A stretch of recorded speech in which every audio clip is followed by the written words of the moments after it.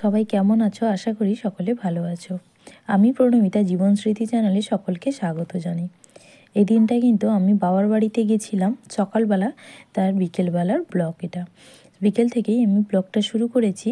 আসলে আমি সকাল থেকে বাবার বাড়িতে গেছিলাম মন্দিরে পুজো দিব বলে, কিন্তু পুজো দেওয়া যেহেতু হয়নি, আর তাই সেভাবে আর শরীরটাও আমার ভীষণ খারাপ ছিল, তাই সকাল থেকে তোমাদের সাথে ব্লগটা শেয়ার করতে পারিনি।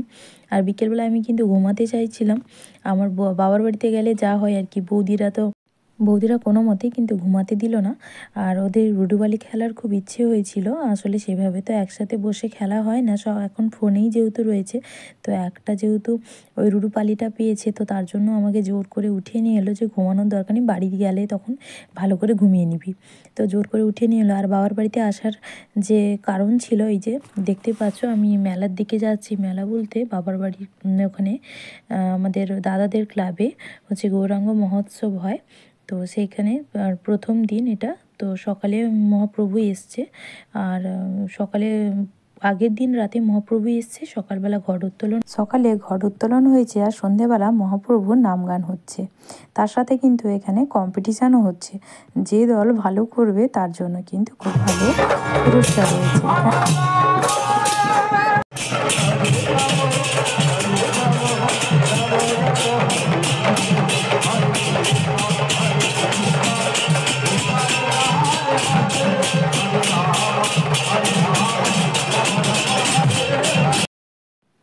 আমার মেয়েকে দেখো কোলে নিয়ে দাঁড়িয়ে আছি, কারণ সে আর তার দাদাভাই নিচে খেলছিল, আর দুজন কিন্তু নাম গানটা দেখতে পাচ্ছিল না বলে দুজনেই বললো যে কোলে উঠবে। তার জন্য দুজনকে ওর দিদুন ওকে ডাকছিল কোলে নেবে, কিন্তু সে গেল না। তারও কারণ আছে, কারণ বাবু একটু অভিমানী। তো আমার একজন বৌদির সাথে দেখা হয়েছিল, তো আমার একজন ভাইপো ওকে কোলে নিয়েছিলাম। বাবুর একটু রাগ হয়েছে বলে আর আমার কোল থেকে নামেনি, আর অন্য কারোর কোলেও যাবে না। কোলে নিয়েই দাঁড়িয়েছিলাম। তারপরে আতশবাজি হচ্ছিল কিছুক্ষণ, আতশবাজি দেখলাম। তারপরে কিন্তু আবারও নাম গান শুনছিলাম। অনেকক্ষণই ওখানে ছিলাম মেলার কাছেই।